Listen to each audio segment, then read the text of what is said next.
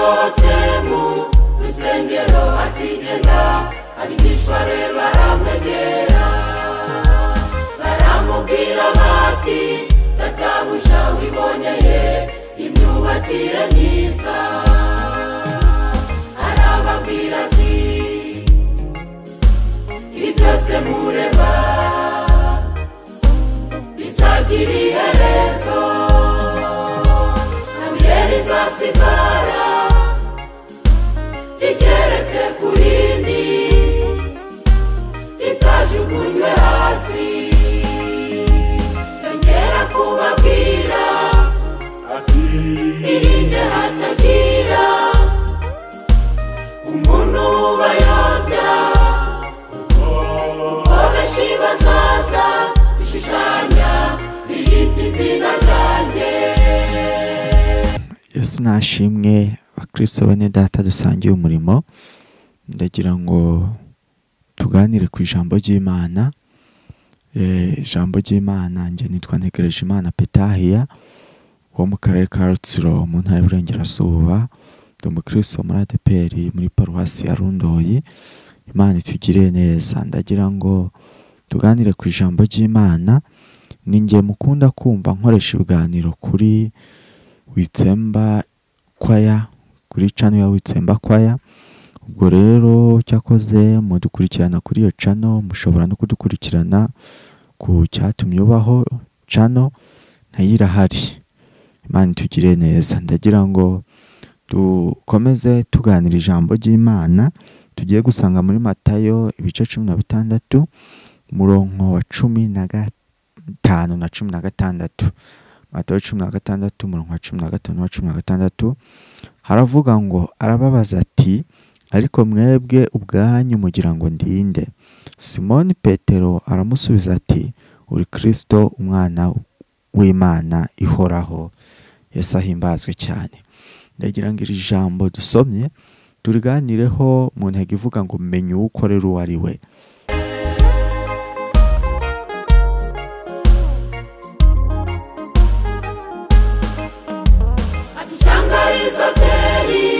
Inishanga ugamina bro uzatera ubundi bwami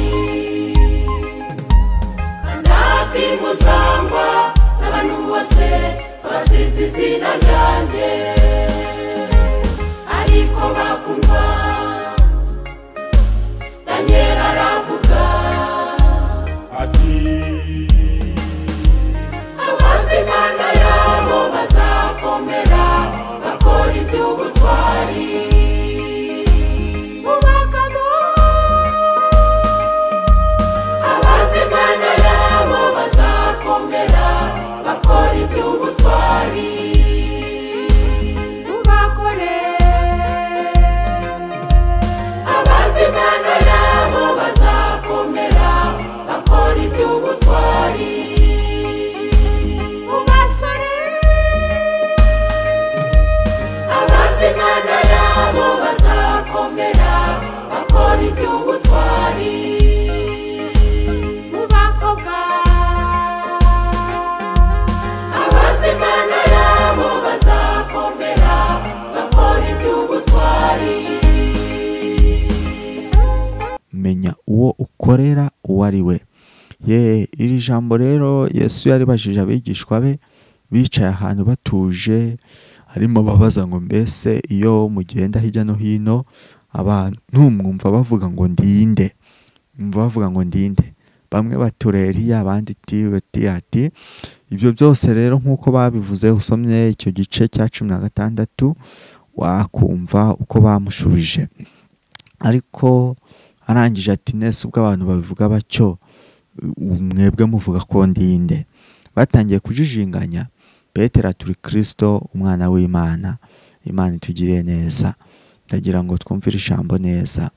Birashoboka ko abantu bakubeshyera bati uri indaya, bati uri umujura, bati uri umubeshyi, bati uri umwicanyi, uri umugambanyi. Ariko ubwo n'umutima wawe hita wibaza ngo mbese nubwo bambeshyera bamvuga bacyo njyewe ubwanjye ndinde? Njyewe ndinde? Ese Imana nkorera yo ni iyihe? ndagira ngo nkubwire ko iyo usobanukiwe inshuti yawe, mu gusobanukirwa inshuti yawe harimo ibintu bibiri by'ingenzi. Icya mbere ni ukumenya icyo inshuti yawe yanga n'ikikunda. Uko niko gusobanukirwa inshuti yawe. Uvuze ngo ufite inshuti, menya ngo uwo mukundana ni iki, ibimuranga ni bibiri. Menya ngo mbese akunda iki, yanga iki. Icyo ni kimwe. Icya kabiri, umenye ngo ni iki kizamura amarangamutima ye. Ushobora gukunda ibintu ariko ntibizamura amarangamutima yawe. Ariko iyo ufite inshuti mukundanye, mumenyeranye, ugomba kumenya ibyo bintu bibiri. Ni iki kizamura amarangamutima ye, ni icyo akunda n'iki yanga. Ibyo ngibyo nubikunda, nubimenya, nubishaka ukabimenya, uzabuza uwo ubana nawe. Yesu rero ni inshuti yacu kandi yaradukunze, aratwitangira. Niyo mpamvu natwe ubwacu dukwiye kumenya ngo akunda iki, yanga iki, ese ninde. Imana yacu ni yera. Niko mu Balewi ibice 20 umurongo wa 22 havuga ngo nk'uko ndi uwera namwe mumbera bera. Turi ku ijambo rivuga ngo menya ukorera uwo ari we. Imana yacu ni yera. Iryo ni ryo numvishe nababwira muri iyi ntego, ko Imana yacu ari yera. Niyo mpamvu dukwiye kwitandukanya n'igihumanya cyose, nk'uko muri Matayo 15 hatubwira uhereye ku murongo wa 16.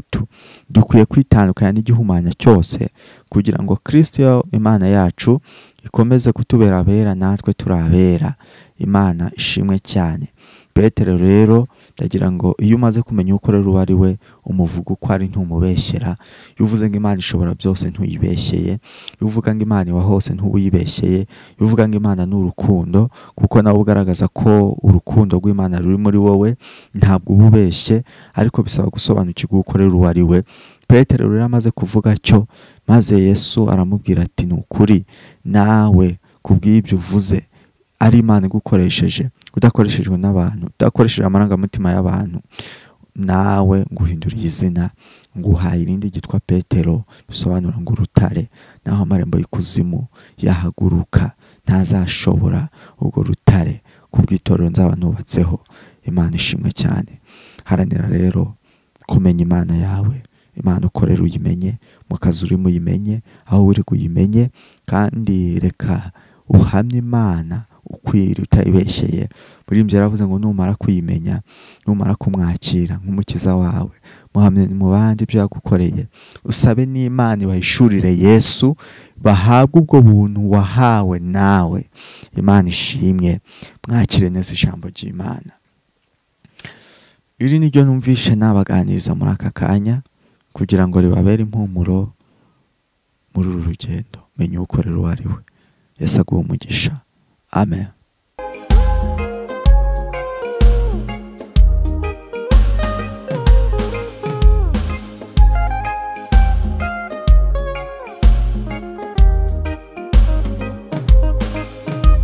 Nimwibuke ibyanditswe biboneka mu gitabo cy'ibyahishuriwe Yohana, ibice 10.